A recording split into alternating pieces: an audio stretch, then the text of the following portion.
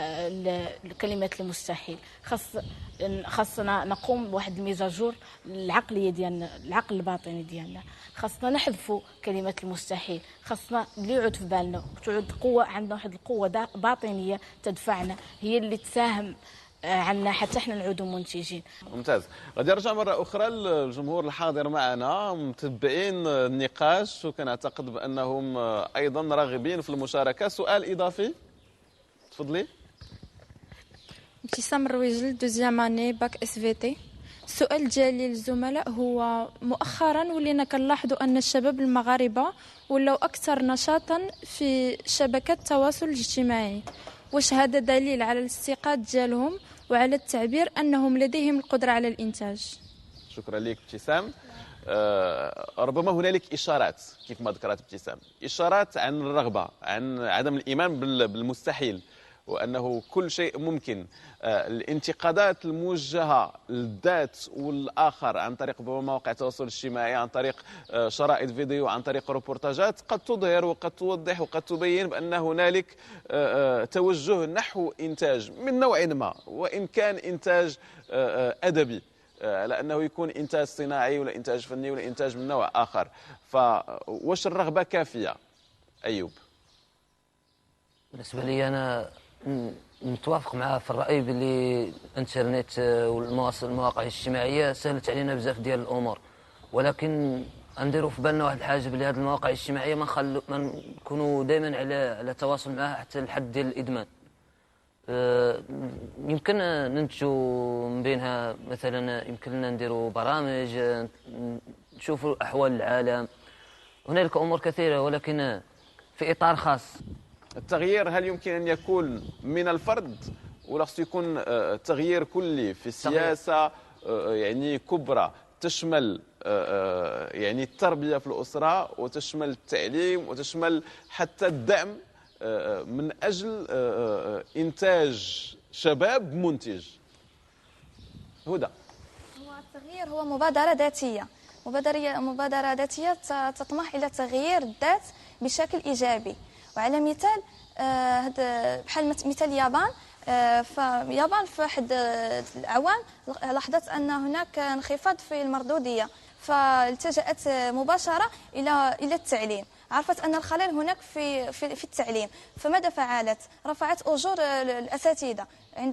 بعد ذلك النتيجة كانت إيجابية، وبالفعل نتج عن ذلك ارتفاع في مردودية التلاميذ والاقتصاد وظهور فكر متطور يعتمد على المبادرة البحثة والتكنولوجيا. أقتبس كلام مريم قبل قليل بأنه الإيمان بالمستحيل هو أكبر سد بيني وبين النجاح، بيني وبين أن أتقدم وأن أتطور وأن أبدع. ولا شيء مستحيل. أكيد بأنه الكل كان سواسية، الكل ربما جميع الدول ما كان شيء بهذا التطور وبهذا التقدم، واليوم تشوف أن هنالك اختلاف تام وتباين تام فقط بإرادة هذه الدول وإرادة شعوبها ككل، أن خصنا نكونوا متكتلين. الحوار ثري وجميل وغادي نواصلوه، ولكن هذه المرة رفقة كوتش كريم.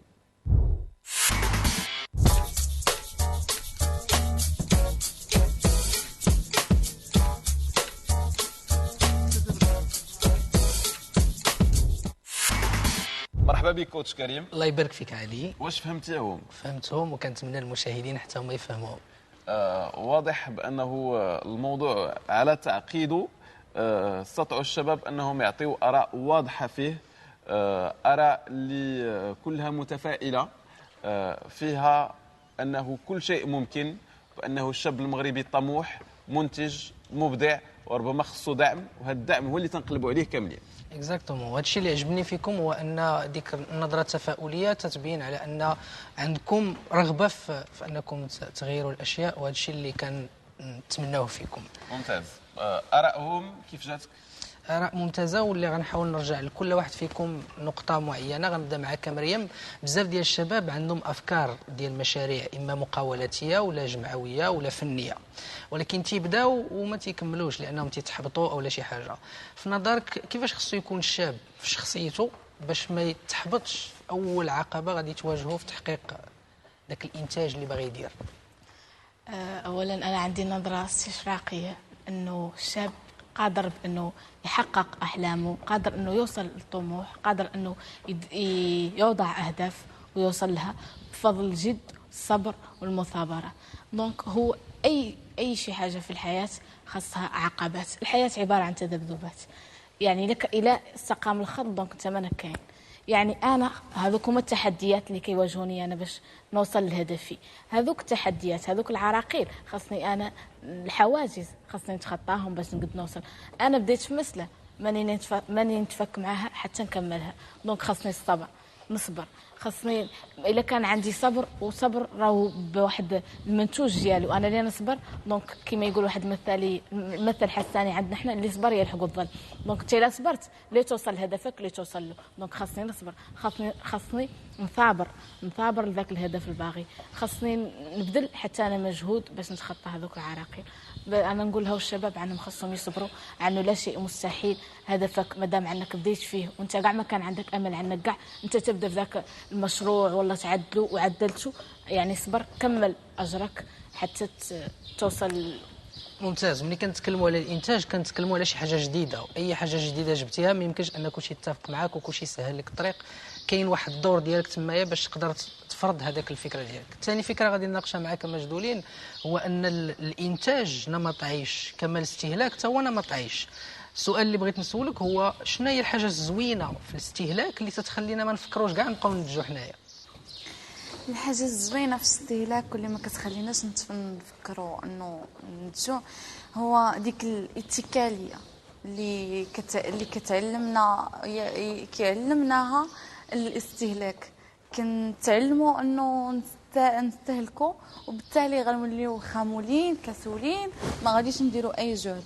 فبالتالي ما اي شخص كيولف هذه النمطيه هذه ما كيبقاش باقي يفكر انه ينتج شي حاجه. تماما. ربما تنقلبوا حتى على الراحه.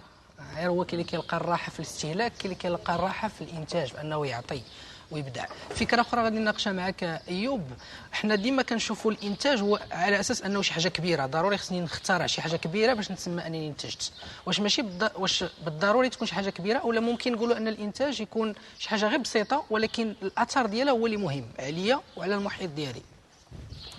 الانتاج ليس بالضروره باش يعود انتاج بصفه كبيره. يمكن لي ينتج شي حاجه ما كانت كاينه واخا تعود صغيره ولكن عندها واحد الفائده كبيره. ياسر من الناس نتجوا امور كبيره لكن بدون فائده. الانتاج ما كيتعلق بالكبر ديال المنتوج ولا صغر الحجم، يتعلق بالفائده واش هو كاين فعلا ولا ما كاين.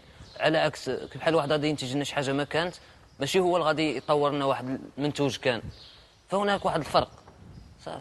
وممكن باش نضيف الفكره ديالك، ممكن ننتج انا غير فكره اللي غتبدل الفكر ديال واحد الانسان اللي حتى هو غيصنع فكره اللي غادي ينفذوها ناس اخرين. لان ماشي بالضروره نبداو شي حاجه كبيره، كتبدا كلشي كيبدا بشي حاجه صغيره وغادي هو كتكبر.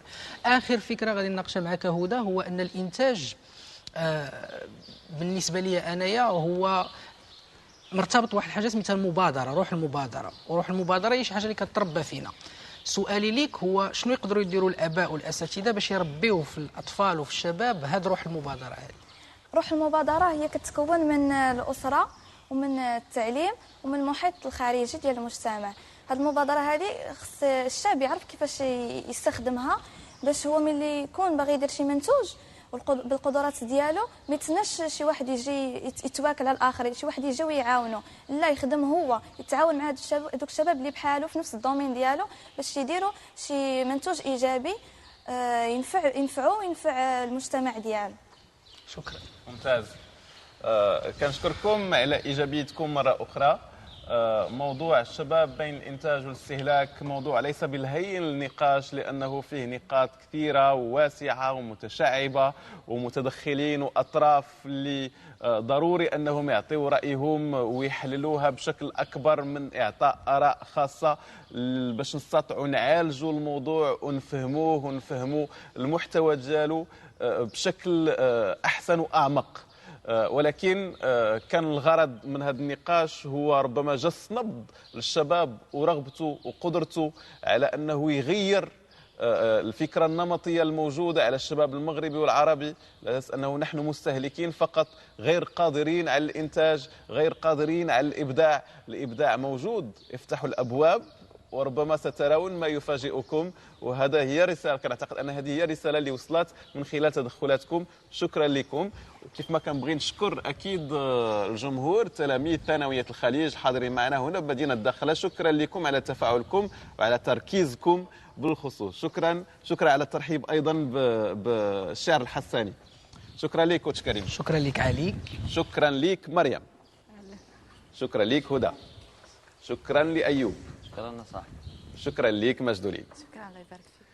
شكر موصول لكل مشاهدينا الأوفياء على المتابعة وعلى التفاعل أكيد على صفحاتنا اللي هي مفتوحة لاقتراحاتكم، لأفكاركم، المواضيع ربما للنقاش في ثانويات أخرى وفي حلقات أخرى على فيسبوك، تويتر وإنستغرام.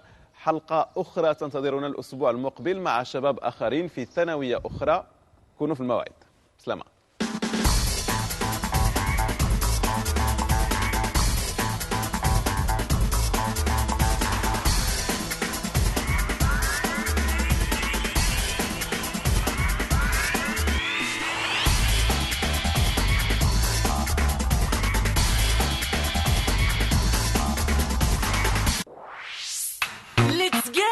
باش تربحوا، إلا بغيتي تربح، إلا بغيتي تفرح، صيفط